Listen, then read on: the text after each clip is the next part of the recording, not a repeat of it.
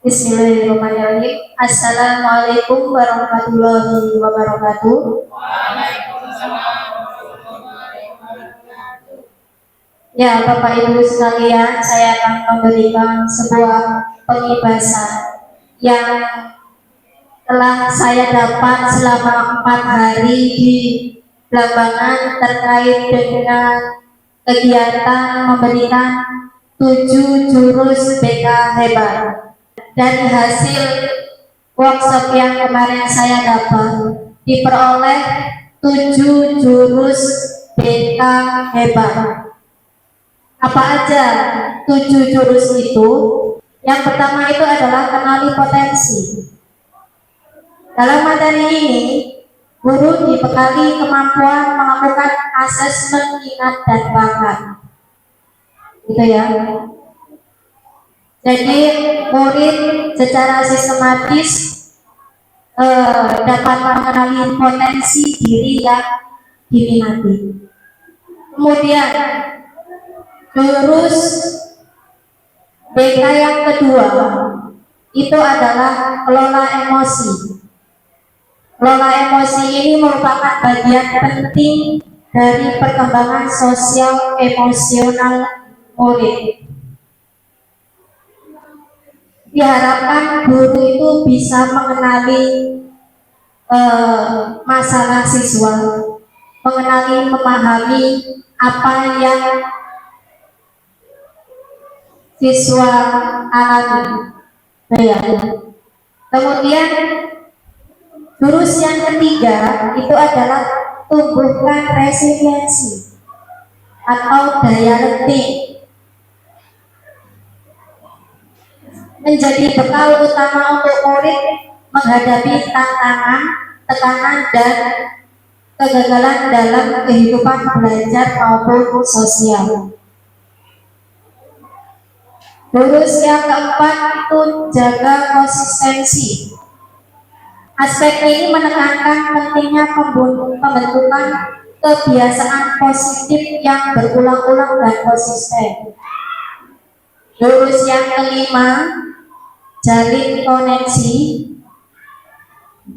Jadi diharapkan di sekolah itu memiliki komunikasi yang sehat antara siswa dengan guru, antara siswa dengan siswa, dan antara pihak sekolah dengan orang tua murid. Kemudian jurus yang keenam, membangun kolaborasi.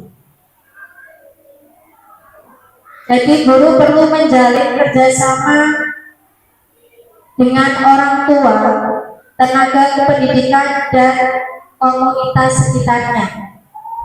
Kemudian jurus yang terakhir itu adalah menata situasi. Bagaimana sekolah itu menciptakan lingkungan belajar yang aman, nyaman, dan menggembirakan. Nah, dari ketujuh jurus ini, saya akan memberikan satu jurus, yaitu jurus yang ke-7.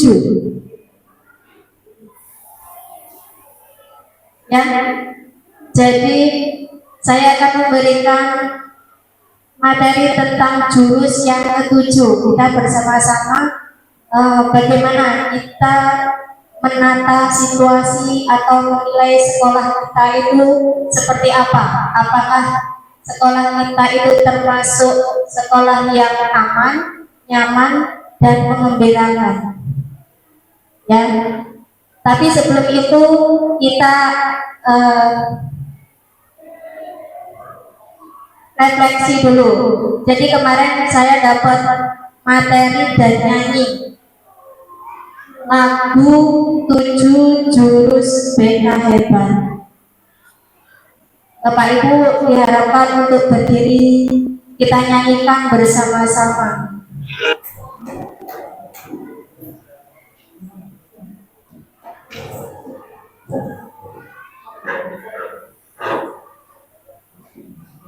Nah, ini ada gerakannya. Jadi ada gerakannya ya. Yang chorus itu kalau kenali potensi itu begini. Bapak Ibu boleh ikutin saya. Kenali potensi, kelola emosi, ya, tumbuhkan resiliensi, kemudian jaga konsistensi, jalin koneksi, membangun kolaborasi, menata situasi, gali potensi, kelola emosi, tumbuhkan resiliensi, jaga konsistensi, jalin koneksi, membangun kolaborasi, menata situasi. Bisa ya, Bu ya?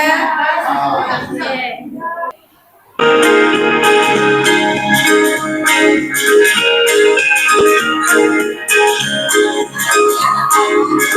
Murid mandiri dan kuat, tumbuh di lingkungan sehat, bersama guru yang hebat, penuh cinta dan bersahabat, mendidik dengan tulus, gunakan 7 jurus.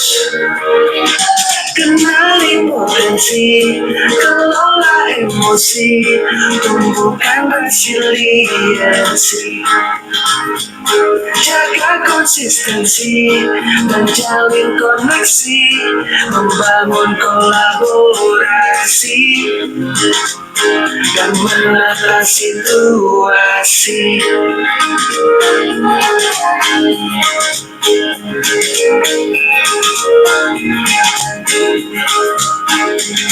Sekolah aman dan nyaman,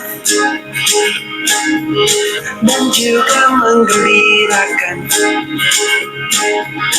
tempat bertumbuh harapan, bersama ayo kita wujudkan, mendidik dengan tulus, gunakan 7 jurus. Kenali potensi, kelola emosi, tumbuhkan resiliensi, jaga konsistensi, dan jalin koneksi, membangun kolaborasi, dan menata situasi. 7 jurus BK hebat, bersama murid melangkah tepat. 7 jurus BK hebat, 7 jurus yang akan ku ingat.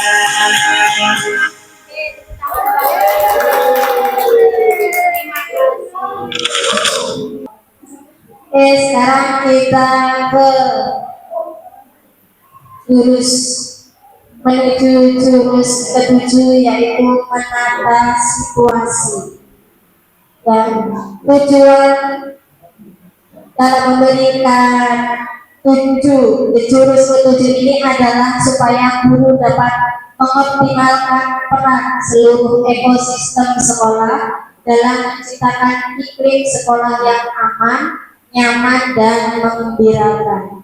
Di sini nanti kita ada beberapa aktivitas. Jadi kita konsepnya itu menggunakan ARKA, aktivitas, refleksi, konsep, dan aplikasi. Ya. Nanti kita bermain board game, sekolah aman, nyaman, dan menggembirakan. Kemudian nanti kita diskusikan hasil dari permainan itu seperti apa. Kita nanti bisa menilai sekolah kita sekalian apakah aman, nyaman, dan menggembirakan. Kalaupun tidak, berarti apa solusinya, gitu ya. Kemudian konsepnya nanti ada berpikir sistem, prinsip mengurangi risiko, dan konsep sekolah aman dan nyaman. Aplikasinya nanti membuat analisis risiko. Sekarang saya mau meminta Bapak Ibu guru membentuk 3 kelompok. Bisa 3 atau 4, silakan membentuk 3 kelompok. saya akan membagikan permainan. Ini permainan sekaligus penilaian. Aku boleh partis. Ini nomor 1, 2, 3. Kasih Boleh di bawah boleh. Oke. Di bawah boleh.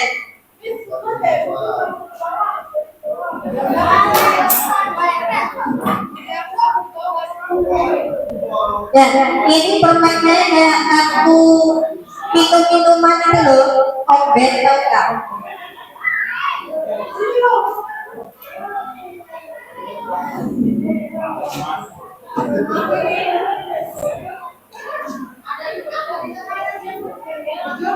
Nah,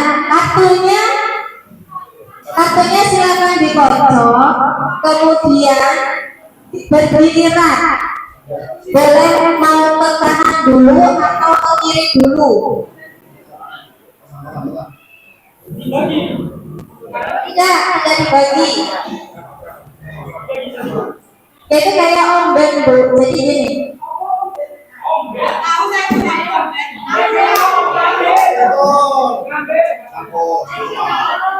Misalnya jadinya tadi diambil, oke? Itu yang merah, itu yang oranye, itu yang hijau, ya. Diletakkan di sini. Nah, diletakkan di sini. Misalnya ini saya ambil contohnya wabah epidemi jatahnya Mas tadi ya.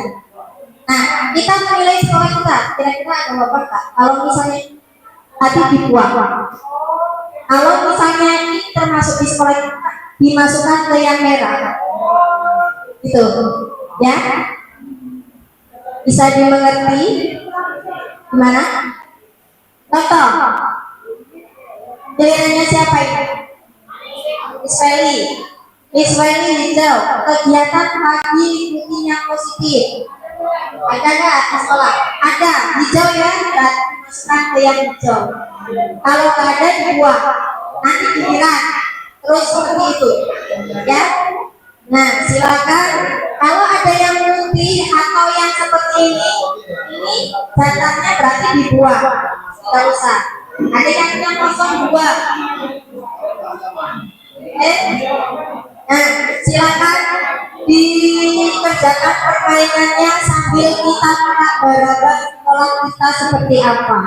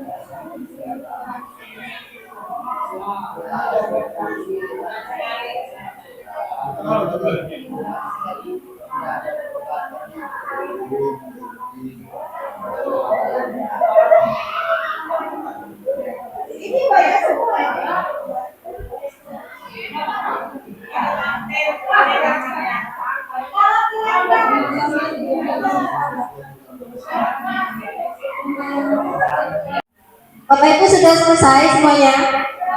Nah, hasilnya silakan dihitung. A-nya ada berapa, R ada berapa, K ada berapa. Silakan ditulis. Yang ancamannya paling banyak punya grupnya siapa?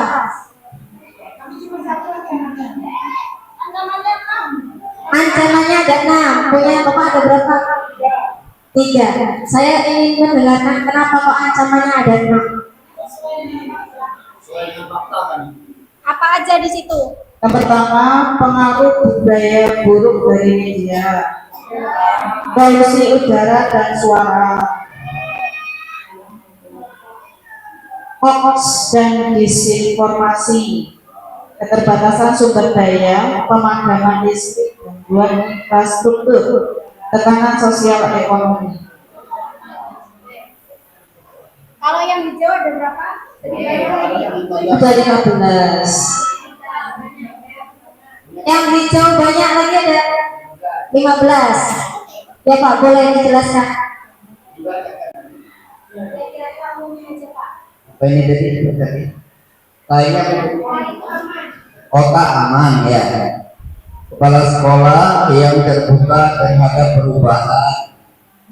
2. Peningkatan kapasitas guru dalam metode mengajar. Yang ketiga, adanya stok anti kekerasan, standar operasional prosedur, media sekolah atau mading atau medsos sebagai sarana ekspresi positif, guru BK yang aktif dan punya keahlian konseling, sekolah menerapkan disiplin positif, sekolah memiliki ruang hijau atau taman untuk relaksasi, sarana dan prasarana memadai dan terawat, UKS berfungsi dengan tenaga kesehatan yang rutin datang, adanya pertemuan rutin antar guru BK dan wali kelas, unit kegiatan ekstrakurikuler yang beragam dan mudah diakses, guru-guru yang menjadi role model dan membangun relasi baik, organisasi siswa atau forum siswa yang aktif, program parenting atau komunikasi rutin dengan orang tua, yang terakhir kegiatan pagi atau rutin yang positif. Ternyata banyak sekali masalah yang aman ya di sekolah ini ya. Nah, ini ada rumusnya Bapak Ibu. Jadi A dikali R dibagi K itu adalah sama dengan resiko. Kira-kira sekolah kita resiko tergolong aman atau tidak? Kalau A-nya banyak atau meningkat, itu pasti resikonya meningkat. Kalau R-nya meningkat, resikonya juga meningkat. Tetapi kalau K-nya yang meningkat, kapasitasnya yang meningkat, itu resikonya itu akan turun. Ya, silakan Bapak Ibu boleh dicari rumusnya, A-nya ada berapa dikali R, kemudian dibagi K, kapasitas. Sudah, berapa Ibu? 2. Resikonya 2 berarti ya. Resikonya 2.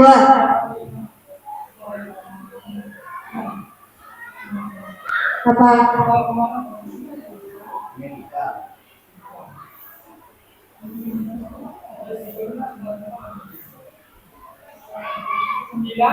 Ya Bu Elis, berapa resikonya? 2. Padahal kan sama R-nya sedikit ya. Hasil akhir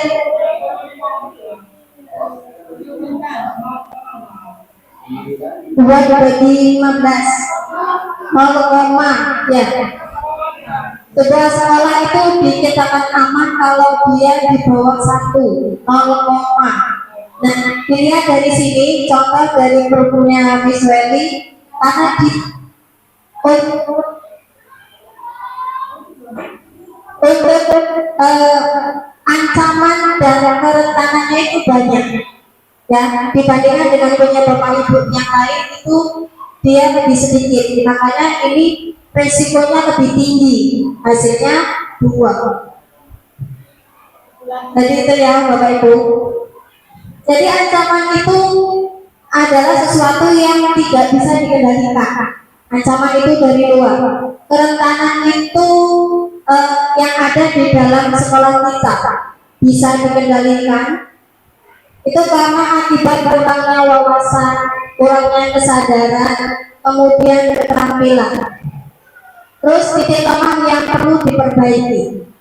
Jadi kalau sekolah kita ingin lebih bagus lagi, yang bisa dibenahi adalah di kerentanan. Kemudian kapasitas itu di mana sebuah siswa itu, sebuah sekolah itu sumber daya manusianya memiliki kesadaran, lebih Fasilitas dan praktik yang baik.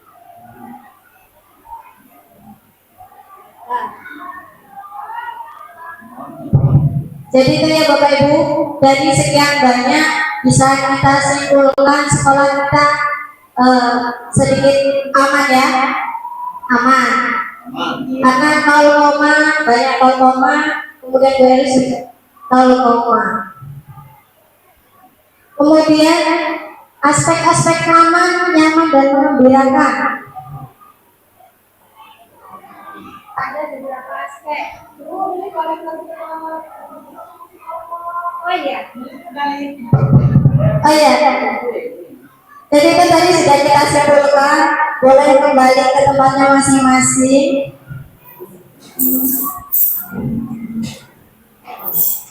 Kumpulin Pak.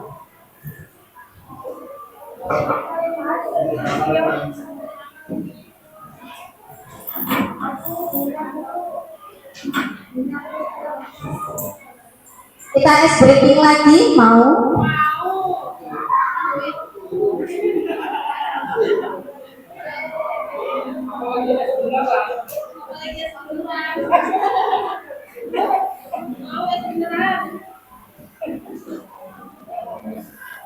Ya, Bapak Ibu berdiri dulu kan. Nanti habis itu kita kembali ke aspek-aspek dari tujuh. Berdiri lagi.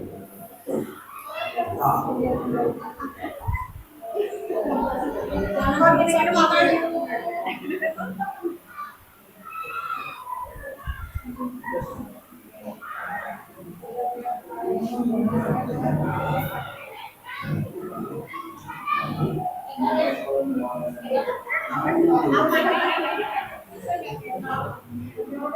Boleh di luar ini boleh. Di luar meja kursi karena kita mau gerak.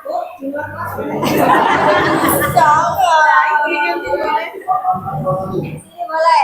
Ya, kita cuma disuruh ngitung. Tapi ngitungnya gini. 1, 2, 3, 4. 1, 2, 3, 4. 1, 2, 3, 4. 1, 2, 3, 4. Gitu ya. Oke. Nah, gini-gini boleh. Putar-putar gini ya. Ya. Jadi yang pertama itu 8. Jadi hitungnya sampai 8. Kalau udah sampai gini kembali lagi. 1, 2, 3, 4. 1, 2, 3, 4. Kalau udah selesai 1, 2, 1, 2, 1, 2, 1, 2 gitu ya. Aduh sih, jangan dari temennya ya. Ya, ya. Kita mulai. Hitungan 8. 1, 2, 3, 4. Lagi nggak fokus, berarti sini nggak fokus. 8 ya. 1, 2, 3, 4, 5, 6, 7, 8. 1, 2, 3, 4, 5, 6, 7, 8. 1, 2, 3, 4, 5, 6, 7, 8. 1, 2, 3, 4, 5, 6, 7, 8. 1, 2, 3, 4. 1, 2, 3, 4. 1, 2, 3, 4. 1, 2, 3, 4. 1, 2, 1, 2, 1, 2, 1, 2, 1, 1.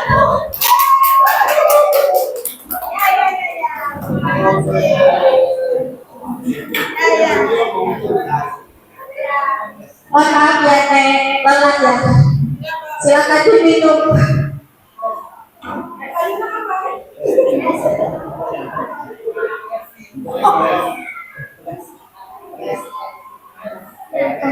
Kita kembali aspek-aspek sekolah yang aman, nyaman dan membiarkan itu seperti apa? Kalau sekolah itu dikatakan aman apabila tidak ada kekerasan, kemudian aman dari bencana alam, kemudian aman dari ranah online. Contohnya misalnya tidak ada kekerasan atau pembulian. Ya, jadi itu masih PR kita di sekolah kita, masih banyak siswa-siswa kita yang melakukan pembulian dari hal seperti dari awalnya hanya bercanda terus akhirnya jadi beneran berantem, itu masih banyak ya. Itu PR kita, bagaimana caranya mengatasi pembulian. Kemudian tidak sembarangan memberikan informasi. Tidak sembarangan memberikan informasi di internet, yang mudah-mudahan kita nggak ada lah ya. Kemudian sekolah itu nyaman. Bagaimana sekolah itu nyaman? Apabila dia relasi sosialnya itu baik. Jadi hubungan antar dewan guru baik, antar pimpinan baik, kemudian antar siswa juga baik. Kemudian memiliki lingkungan yang aman dan nyaman. Ya. Jadi bagaimana kita berusaha untuk menciptakan lingkungan kita, sekolah kita itu dengan baik, aman dan nyaman. Tak lupa juga ada sarana dan prasarana yang mendukung. Ya, yang mudah-mudahan kalau kita ingin sekolah kita baik, berarti nanti kedepannya sarana dan prasarana apa yang belum ada harus kita lengkapi. Kemudian aspek yang mengembirakan. Jadi di dalam belajar itu menciptakan suasana belajar yang gembira itu bagaimana? Jadi tidak monoton. Kemudian sekarang banyak itu yang kayak breathing kayak kita tadi itu.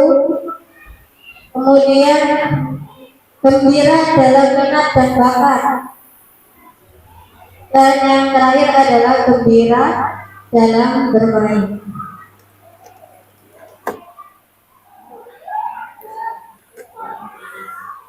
Jadi itu ya Ibu ya, 5 beberapa aspek sekolah itu agar terasa aman, nyaman, dan mengembirakan.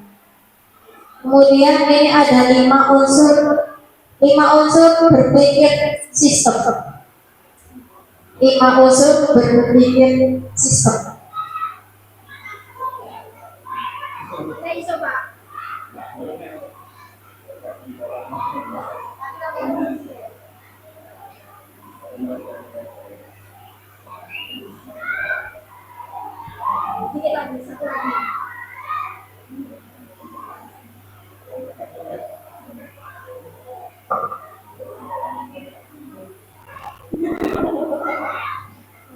Jadi sendiri ada 3 indikator sekolah aman dan nyaman. Itu ada tata kelola, kemudian sarana dan prasarana, kemudian edukasi.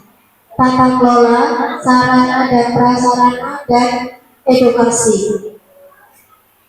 Nah, untuk lingkungan yang aman, nyaman, dan mengembirakan, tentunya diperlukan tata kelola yang baik, ditambah dengan sarana dan prasarana yang memadai, dan ada edukasi dari semua pihak, baik kepala sekolah, guru, murid, dan orang tua murid. Nah, di sini ada 5 unsur berpikir sistem. Ya, di sini bisa dilihat gambar lampu, kemudian ini ada saklar, ada apa lagi ya? Nah, ini ada rangkaian listrik. Di sini ada juga rangkaian listrik. Ya, ada resus, benar ya, Bu? Resus. Resource ada relation, kemudian rules dan result. Benar nggak? Bisa. Bukan di bahasa Inggris.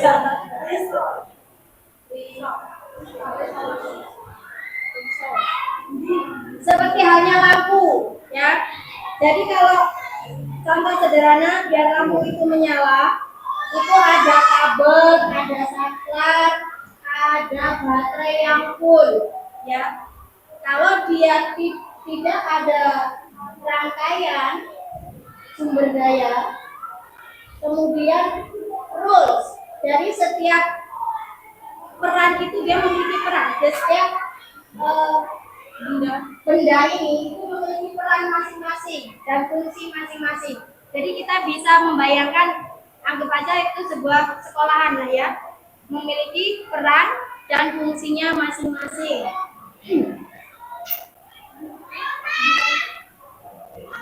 Kemudian relation itu kabel. Kalau tidak ada kabel, lampu itu tidak akan menyala. Jadi dibutuhkan hubungan antar peran, kemudian kerjasama, kemudian koordinasi dan komunikasi antara stakeholder, antara guru, kepala sekolah, dan siswa. Selain itu ada rules, ya. Bagaimana kalau di sekolah kita itu tidak ada aturan baru? Kacau ya.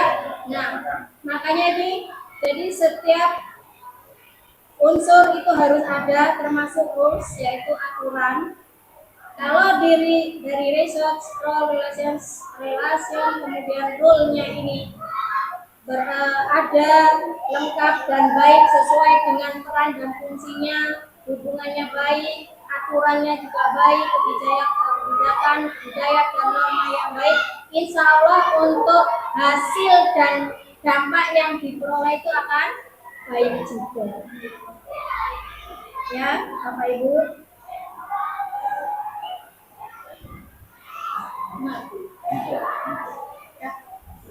Ya, jadi itu yang saya sampaikan dari 7 jurus menata situasi bagaimana sekolah kita biar menjadi aman, nyaman dan menggembirakan. Ya, kemudian memiliki 5 unsur berpikir sistem.